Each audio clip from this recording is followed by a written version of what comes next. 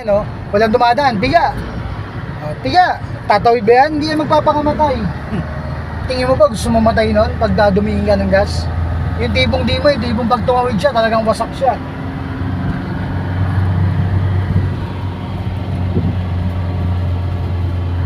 Pero yung 3 dun, manghihina yun, pababa. Okay, alalay lang. Gagaan mo yung tapak mo dyan sa pababa. Tingnan mo yung traffic sign, sige go. At sinusundan mo yung taxi, tama? So malayo pa siya, pwede ka pa lumapit konti. Konti lang. Okay, dahil wag ka na mag-gas gano. Lalay lang. Okay, gas. So sa kaliwa ka, traffic ang kaliwa. Sige go, ang kanan, sige gas.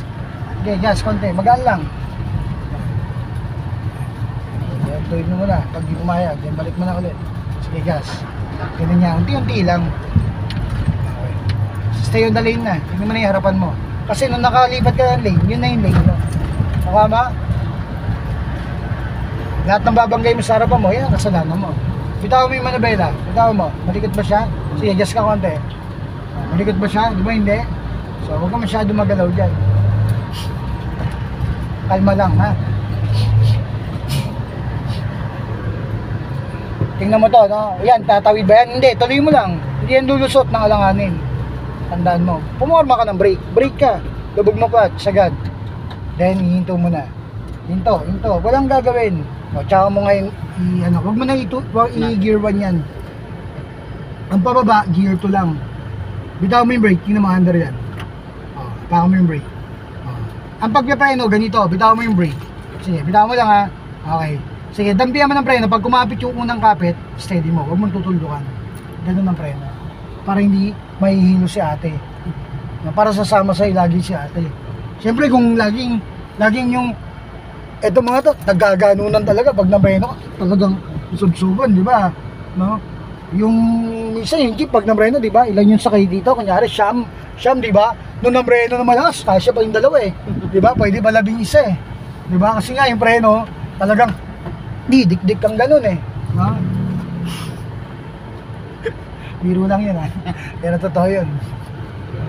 Subukan nyo na yan, yung puno yung jeep, tapos nung nabreno yung jeep, biglang lumuwag yung mga gilid nyo, di ba? Biglang lusot ka ngayon gano'n, no? Natras ka ngayon gano'n kasi nakapasok ka na dahil ano eh.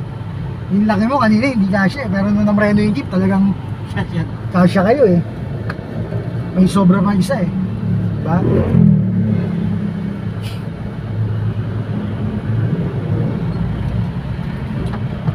Ngayon, ang bumubuo ng galaw dito is galaw ng utak ng tao sa pagdadrive, tandaan nyo. Manual yan, di ba? Parang gitara yan. No? Hindi ko alam kung anong utak meron ka after nito, no? Ako nagturo sa'yo, tama? So, naturuan kita ng galaw na ganyan. So, kaya mo, di ba? Tama? So, nung kaya mo, talagang kaya mo.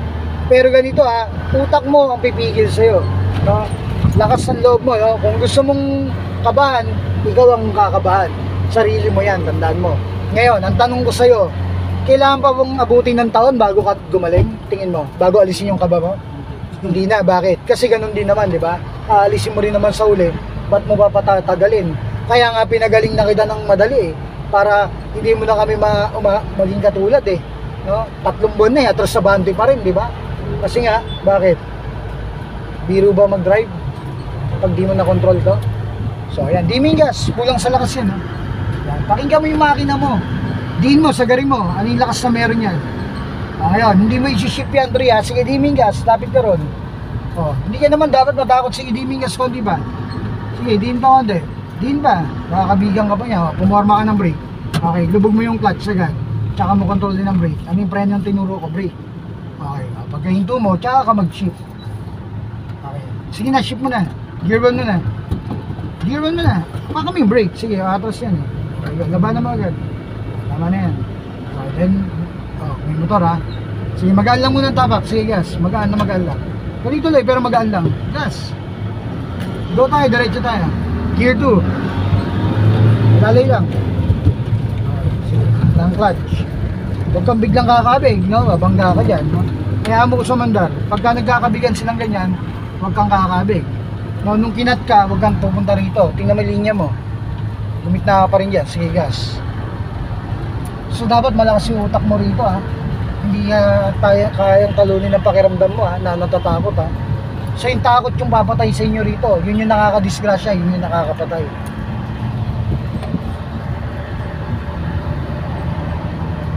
Try mong itiyan mo lang sila. Yan ang tunay yan, driver.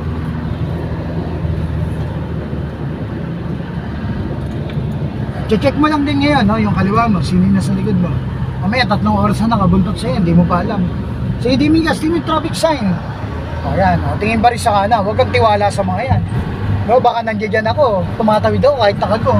Baka akala mo, pag walang nanguhuli. No? Nag-waiting ka red light ako. Kahit nakastop pa ako, tumatawid ako minsan eh. Pag nakamotor ako, gear 3. Bitaw ng gas, sunod ng clutch. Sunod ng clutch. Titingin ka rin sa likuran mo nung mag-shift ka, bago ka mag-shift. Kumbaga parang, di ba? 1 segundo lang yung tingin. 1 segundo, balik ka agad. Tingin mo. Tama na, mabilis pa ron. Dapat natatanaw mo kagad sa likuran. No? 1 segundong tingin, desisyon agad. O, meron wala? Wala? O, kabig na agad nung wala. Parang ganun yun, yung desisyon mo. No, kasi kung hihintay mo pa yung paparating, no? Ilang segundo darating yan, huwag ka mag-gas. Huwag ka mag-gas, tingnan mo, ilang segundo darating yan. 1, 2, 3, 4, 5, no? 5 seconds, sige gas. Okay. So ito, ilang segundo to? Nung 5 seconds siya, ang dating niya, ayan o. Ayan, sa kanan. Tingin ng kanan, 1 second, kabig na agad. Tapos na agad. Pumorma ka ng brake mo. Tuloy mo. Sige, okay, 10 gas. Ganun yun. Sige, piga, dimming gas, ato mo. Teka lang, yung ano, nakasigla. Sige, di mo, ato mo, piga. Piga. So ganito, ang pagpipreno ha. Pagka po full stop ka kagad, sige, dimming gas, ato, piga. Punta ka dyan sa car wash niya, gigilid ka dyan, okay, dampihan mo ng preno. Pagkapit ng preno, steady mo lang, okay, dahil nung pahinto na, lubog mo clutch agad. Tapos na. Ganoon ang paghinto. O ngayon, gear 1 mo, ano mahirap? Kailangan ba mo mag-gear 2? Mag-gear 1? Walang ganon, sige. O yan, bitawan mo yung brake. So, labanan mo. So, para hindi na atras, ito gawin mo, unahin mo biting point. Noon ang hineg, steady mo. Tama na. Okay, then bitaw na. Yan na yan. Tapos sa problema mo. Layuan pa natin konti para tumagal naman tayo. Nakakaya naman, magdadalawang oras at kalahati mo lang tatapusin para kasi isang taga Novaliches. Napanood mo yung puti, na Suzuki Espresso. Si ate, kasing tama, segunda. Pagtanong na ka. Master mo yan pag-shift. Iwasan mo yan, no? Tumingin ka ba ng kaliwa no nang umiwas ka? Ha? O basta kumabig lang. No, tandaan mo ha, bumabangga isang driver pag pumiit ng kaliwa ka na nang hindi tumingin. Gear 3 mo na. Pakinggan mo yung makina mo, hindi dapat umiiyak. Okay. Tsaka relax lang yung pag-shift. Ito yun, nakikita ko na yung galaw mo ha. Bumibilis ka na pero parang nilalaro-laro mo na lang ha. Sige. Kalma ha. Okay, pumorma ka ng brake. Kahit di mo i-preno. Para pag may tumawid dyan ng dire-diretso, hindi mo mapatay. No? Magkaroon pa siyang pag-asa. No? Kahit galaw nila, pagpapakamatay, may pag-asa pa rin, di ba? Kasi nga, hindi mo matutuluyan. Lipat ng kaliwa. Tingin. Pag di kaya, huwag pilitin. Di ba? Nakita mo lang babangga, tinuloy mo pa. Lipat na, kaya na. Kaya na, lahi-lahi, nasa likod mo yung truck eh. Ba? Wala naman nakita. Pag nakita mo wala. Tingin sa harap. Si Senior Pedro.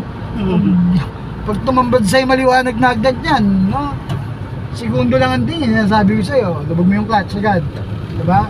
Tsaka mo hihinto. Diba? Kailangan mo ba pabalik mo muna neutral. Ngiti-ngiting konti. Parang ano pa ba tuturo ko rito? Dali.